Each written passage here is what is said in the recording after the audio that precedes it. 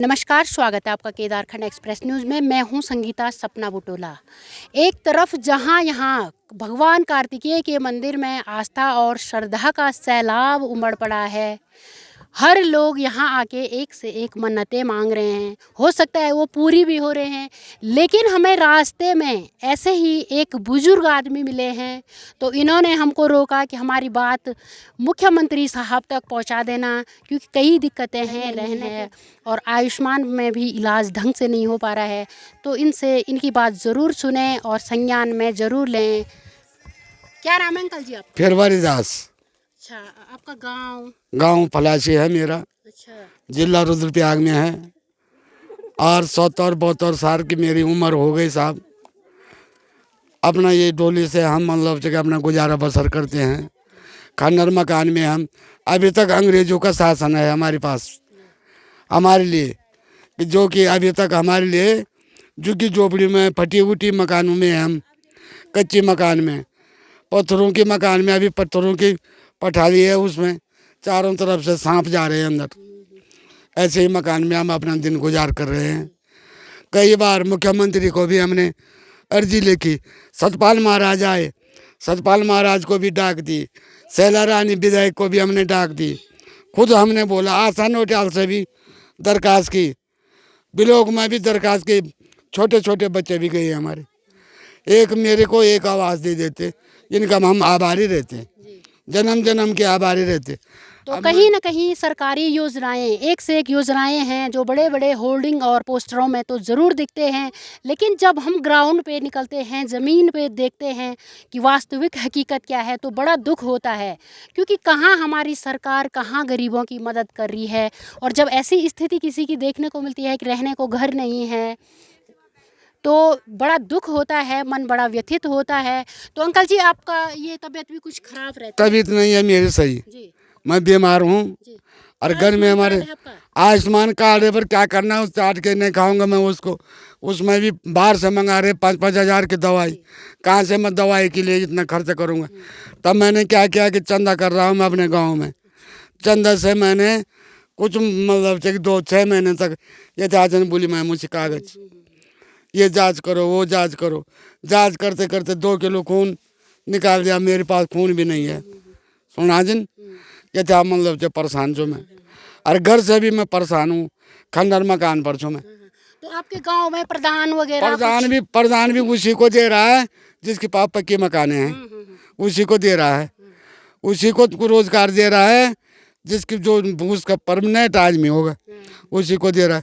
मुँह ड्राम है, पानी के ड्राम आए छोटे छोटे, वो तक भी नहीं दिए उसने हमको। हैं प्लास्टिक के जिन्होंने टूटना है वो भी नहीं दिए उसने हमको। तो मकान की योजना देता वो हमको।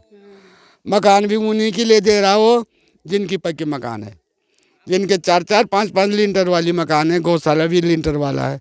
हमको गौशाला भी नहीं दिया उसने, कुछ नहीं। प्रधानमंत्री आवास योजना चली हुई है, तो जिनको वास्तविक में इन चीज़ों की ज़रूरत है, तो क्या ये उन्हीं को मिल रहे हैं, या जिनकी मिली भगत है, जिनकी अपनी सेटिंग है कि उनको मिल पा रही है? तो जो भी लोग इसमें जिम्मेदार लोग हैं, तो इनको ज़रूर ये चीज़ें देखनी चाहिए और इंक्वायरी करनी चाहिए कि किसको ये घर दिए जा रहे हैं, किसको मिलने चाहिए और किसको दिए जा रहे हैं। तो ऐसे ही व्यथित और ये दुखी अंकल जी हमको यहाँ पे मिले। बात ऐसा है, मेरी एक बात भी झूठ निकलेगी तो सरकार हथकड़ी लगा करके हमको जेल डाल सकता है कि आप झूठे आदमी हो। यदि हमको सरकार कोई भी कर्मचारी आता है, बाजार में आते हैं कर्मचारी, प्रधान उन्हीं को कान फूंक देता है, बस बारी बार निकल जाते हैं। कोई हमारी जांच पड़ताल पर नहीं आया अभी तक।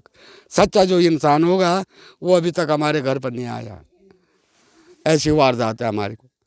सिर्फ एक योजना दी है, ये लैट्रिन बाथरूम जो बनी है 12-12 हज़ार रुपया, वो मैंने जो दिया है साहब वो मैंने बनाया है, क्योंकि सरकार की योजना थी। अब आजकल औरतें हैं, बेटी है, बुआरी है, कहाँ जाएंगे, तो इसलिए मैंने अपनी मेहनत में 12,000 मानी बनी बोली, अपना मेहनत करके और भी डाला उसमें, और तब जा करके ऐसे मांग मांग करके तब वो बनाया मैंने। पर हमारी कोई नहीं सुनाई वाला। मुख्यमंत्री से लेकर विधायक से लेकर 2 विधायक, शैला रानी, आशा नोटियाल, ग्राम सभा प्रधान, जिला पंचायत, क्षेत्र पंचायत, इतनों के पास मैंने कई अपने गुहार लगाई, किसी ने सुनी नहीं। ये बात मेरी प्रधानमंत्री तक जानी चाहिए, मोदी तक, जो बोलता है कि मैं प्रधानमंत्री हूँ, सबका साथ सबका विकास कर रहा है। क्या कर रहा है? जब हमारे घर पर किसी भी मंत्री को भेजते कि ये वास्तव में ऐसे गरीब आदमी है, तब जा कर के विश्वास आता है। मैंने ये बात भी आपके पास रख दी, मेरी बात झूठी निकलेगी तो सरकार मेरे को जेल ले जा सकता है। तो कहीं ना कहीं मैं रुद्रप्रयाग डीएम से भी ज़रूर रिक्वेस्ट करूंगी कि आपके क्षेत्र में, आपके डिस्ट्रिक्ट में ये क्या हो रहा है, क्योंकि इतने बुज़ुर्ग लोग, इतने बुज़ुर्ग आदमी झूठ तो नहीं बोलेंगे और ये कोई छुपाने वाली बात तो है नहीं कि अंदर छुपा दिया। ज़रूर ये जांच का विषय है और मैं रिक्वेस्ट करती हूँ कि जो भी जिम्मेदार अधिकारी हैं तो ज़रूर इस बात का संज्ञान लें और जिसको ज़्यादा ज़रूरत है इन चीज़ों के लिए, सरकार ने जो योजनाएं चलाई हैं अगर उन्हीं को नहीं मिलती हैं तो फिर क्या फ़ायदा इन योजनाओं का। तो ज़रूर ऐसे लोगों को मिलना चाहिए। तो मैं रिक्वेस्ट करती हूँ कि जो भी जिम्मेदार अधिकारी हैं तो वो इस चीज़ का संज्ञान लें। ग्राम सभा प्रधान भी नहीं सुन दवा बोली हमारी, बिल्कुल नहीं। कई अर्जी दे दी हमने, यहाँ भी मुख्यमंत्री सतपाल महाराज आए, सतपाल को भी मैंने चिट्ठी दी। यहाँ कई मुख्यमंत्री आए, यहाँ मुख्यमंत्री चौपते में आया, 2 एप्लीकेशन मैंने उसको पुष्कर सिंह धामी को भी दिया, उसने कोई विचार नहीं किया।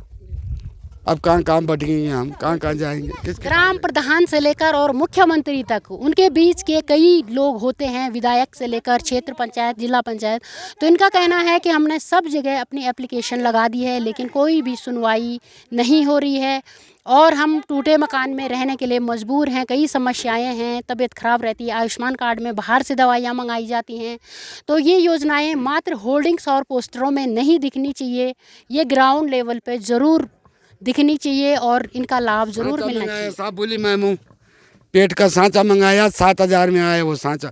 अब बोलो गरीब आदमी, आयुष्मान से बोला उन्होंने, आयुष्मान से लाओ सांचा। आयुष्मान में गए हम, उन्होंने बोला यहाँ नहीं है, बाहर से लाओ।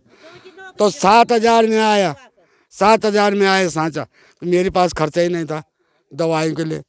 अब ऐसा है दवाइयों के लिए 5,000, 4,000, 6,000 रुपये मेरे पास इतना पैसा नहीं है। तब मैं फिर घर आया, चंदा किया मैंने, तब जा कर के सांचा को मंगाया। फिर यहाँ से मांग करके जाना है मैंने ऋषिकेश एम्स में, तब जा कर के फिर दोबारा से इलाज करवाना है। ये बात भी रख देना आप कि मांग करके बेचारा अपना गुजारा कर रहा है। कहीं ना कहीं बड़ा दुर्भाग्य है हमारा कि कई सरकारी योजनाएं चली हुई हैं गरीबों के लिए और आज भी चंदा लेके इलाज करवाना पड़ रहा है। तो ये बड़ा चिंता का विषय है और इस पे ज़रूर सुनवाई होनी चाहिए, संज्ञान में लेनी चाहिए ये बातें कि चंदा मांग के आज भी इलाज करना पड़ रहा है। जहाँ सरकार द्वारा बड़े बड़े ढिंडोरे पीटे जाते हैं कि आयुष्मान योजना है, प्रधानमंत्री आवास योजना है और उसकी सच्चाई हमने अभी आपको सुनाई।